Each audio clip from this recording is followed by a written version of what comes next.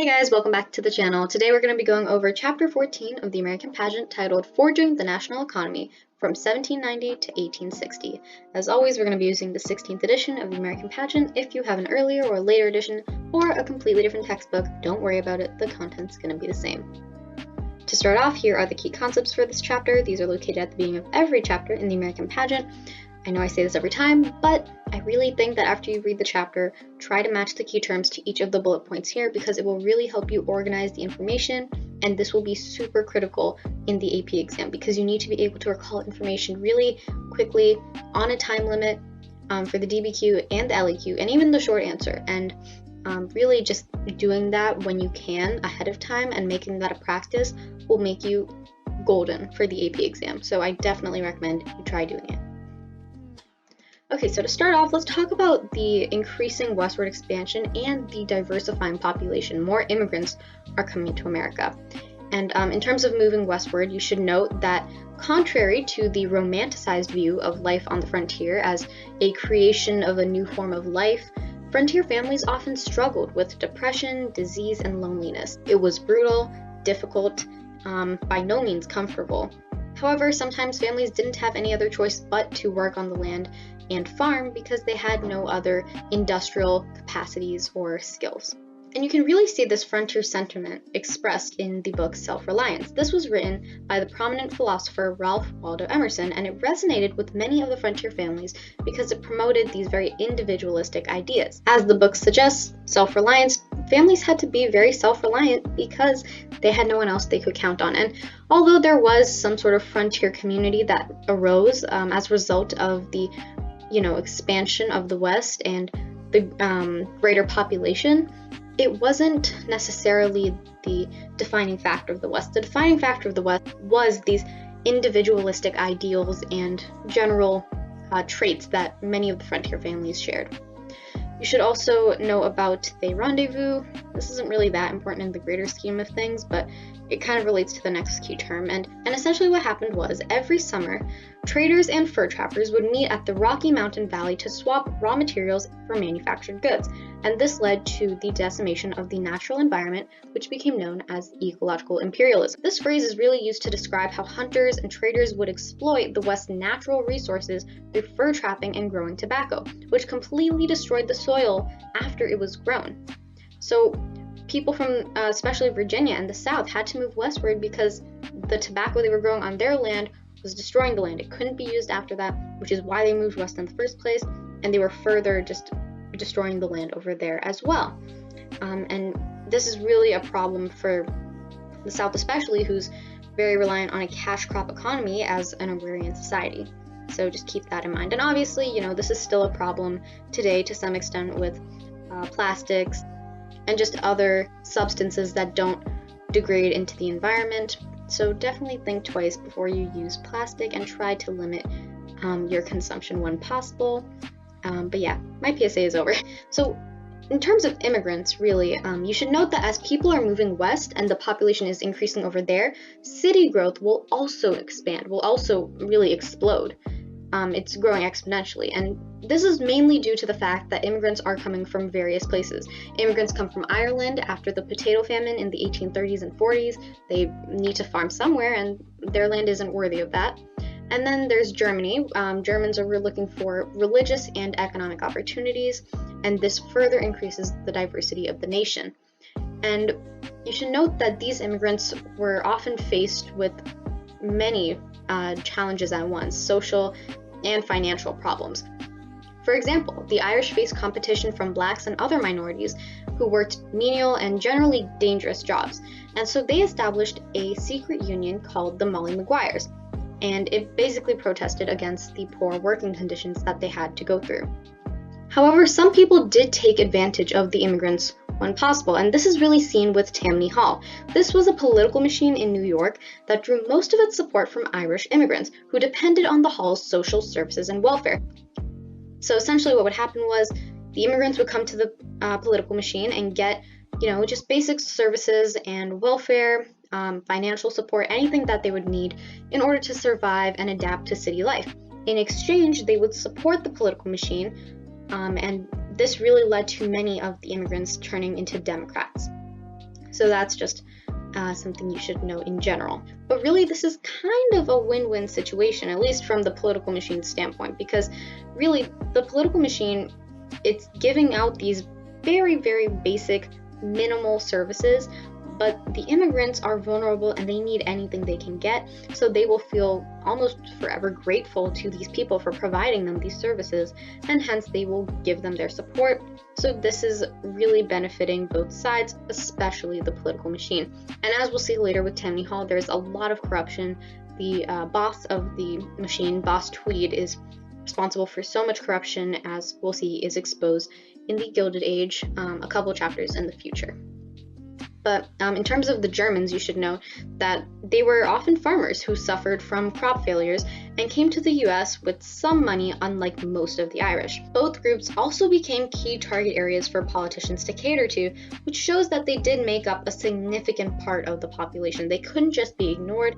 Politicians had to make sure that they addressed the immigrants because, again, they were making up an increasingly larger part of the population, and if they didn't, that could mean that they wouldn't win whatever political ambitions that they had. And at the end of the day, it was really about winning. Even if they won, they likely wouldn't help the immigrants in any way, shape, or form. Okay, so before we talk about the market revolution, we need to talk about resistance to the increasingly diversifying population, specifically with the nativists and the Know-Nothing Party. And these people believed that immigrants would take away jobs from Native Americans, quote-unquote Native Americans, not the tribes, but the white people. And the Know-Nothing Party, which was made up of nativists, was formed to place more restrictions on immigration and naturalization, or the process of becoming a citizen of the United States. They really wanted to keep the population as Anglo-Saxon or generally white as possible, to ensure that, they won't get voted out by immigrants. And unfortunately, this sort of xenophobic sentiment still remains today. But really the key takeaway about the nativists is that they feared the growing immigrant population would overpower them when voting, and they also didn't like the fact that they were Roman Catholic, because nativists were Protestant and feared that the Catholic schools the immigrants made would increasingly become the majority, would increasingly overpower, again, their traditional way of life. And it was pretty odd considering how the nativists called themselves native, quote-unquote, Americans. So, yikes. But anyways, aside from that, really all you should know about immigrants in this chapter is that they often settled with their own, and neighborhoods became unintentionally separated by ethnicity and class. That's how you got Little Italy and just other sort of concentrated groups of certain ethnicities in certain areas. And although there were some riots between the immigrants and the nativists, immigrants were necessary in cultivating U.S. manufacturing. And this really leads us to talking about the market revolution. And the market revolution was this increasing mechanization in the workforce that was facilitated by new inventions. And it really transformed the national economy from subsistence to a commercial and industrial network. It really just expanded the economy to be more large scale in many, many ways. And you should note that the market revolution didn't start sooner because land in the US was cheaper than building whole factories, which also required a steady and skilled workforce. And this is where immigrants came in specifically. Because keep in mind, farming, people can come and go. It really just matters who's working the land. But factories are important because people are needed every step of the way, from start to finish, raw materials to manufactured goods. And if someone decides to call it quits in the middle, products are not going to be manufactured efficiently and they're not going to be manufactured effectively. And this was really the critical part of the equation in terms of building factories. So this is really where immigrants came in. And this was difficult because of foreign competition from the British, who had a monopoly over many industries and had well-established factories. So again, the US is very new to the whole game, and it's going to take them some time to really become a force to be reckoned with in terms of a manufacturing power. But despite the foreign competition and the general monopolies that other foreign powers had domestically, industries will have a chance to grow. And finally, the big takeaway from the market revolution is that it leads to regional specialization between the North and the South. The North becomes the hub for manufacturing. That's where the cities are, that's where the factories and really all of that is concentrated in the North. Meanwhile, the South relatively doesn't change. It stays an agrarian society, and it doesn't really take up manufacturing as a great source of income. The North has a very mixed source of income, but it's mostly manufacturing, which is why they don't rely on slaves, which is why they're able to fight against slavery. And the South are very reliant on slaves, and they couldn't possibly imagine life without slaves, actually having to work. That's just preposterous to them for whatever reason. So this is really a key takeaway from the Market Revolution. So in terms of some of the inventions you should know about, Sam Slater, he is a British mechanic who replicated some British machinery in America to make the first machine that spun cotton thread into textiles, and he became known as the father of the factory system. And really, now the question is, how do you get that cotton? Because we have a way of making cotton into clothes effectively, but how do you source the cotton? And this is where the cotton gin comes in. This was created by Eli Whitney, and it quickly separated the cotton seed from the fiber, which could be used in textiles. And this led to an increase in the internal slave trade as more people were needed to work the cotton gin. The South, being very reliant on cotton and other cash crops, needed people to work the land. And with the cotton gin, it not only made cotton production a lot more efficient, but they needed more people to work the machines. And that's why the slave trade increased. The South used the cotton gins to provide raw materials, in this case cotton, for the North to make into manufactured goods. So in some sense, this increases unity while also furthering regional specialization.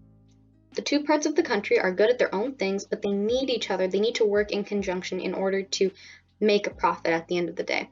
So in some sense, this increases unity, but in the larger scheme of things, it will actually disunite the country, as we'll see during the Civil War, because the cotton gin and the increased slave trade will again jumpstart the whole slavery issue, which will further ignite tensions with the North and South and cause the Civil War.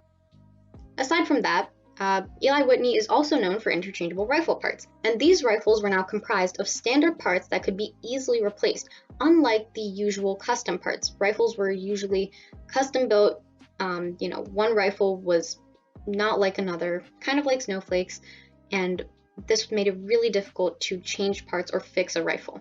And this really helped the North out during the Civil War because it allowed for mass production of rifles.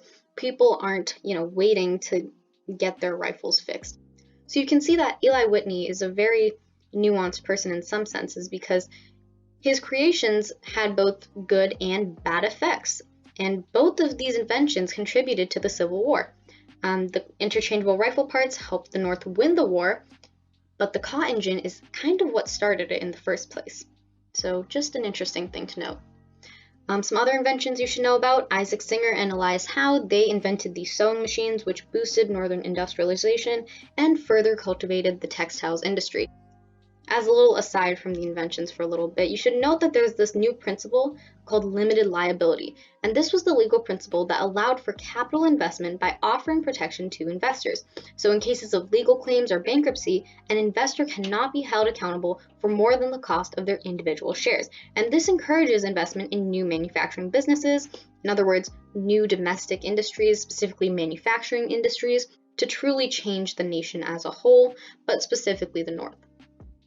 Some other inventions: Sam Morse invents the telegraph and Morse code, which allowed for faster communication, and this was especially useful during the Civil War because it spread news faster and facilitated diplomatic and financial affairs. And aside from the inventions, we're going to take a little break again. You should know about the Commonwealth versus Hunt Supreme Court case in 1842.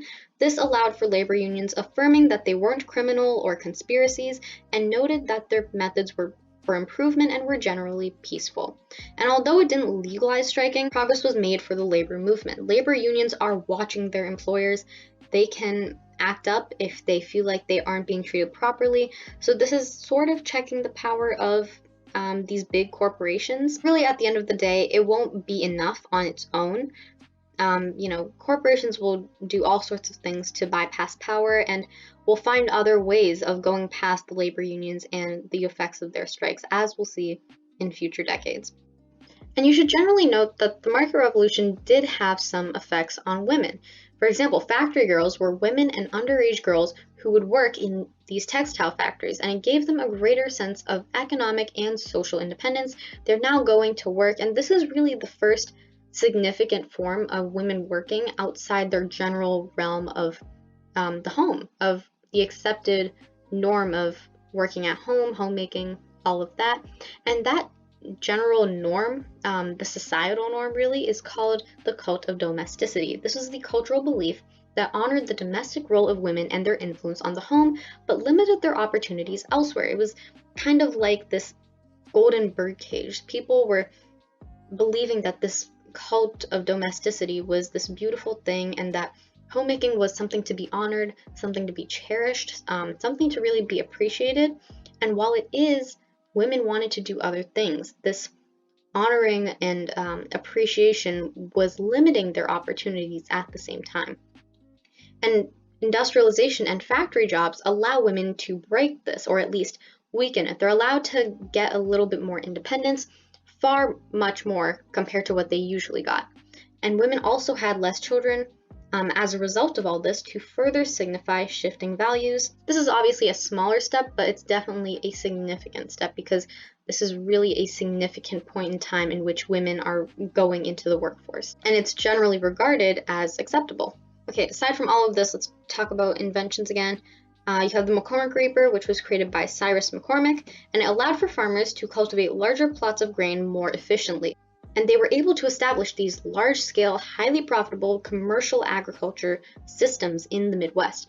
However, keep in mind that many farmers also went into debt for buying new machinery. They had to spend money to make money in order to, make so much profit and make so many crops as efficiently and, according to demand. They had to buy all this new machinery, specifically the reaper, and they really went into debt doing this. We'll see in the future that the excess production of crops and the debt that the farmers were in will both be significant issues for them. And another class of inventions you should generally know about are those regarding transportation.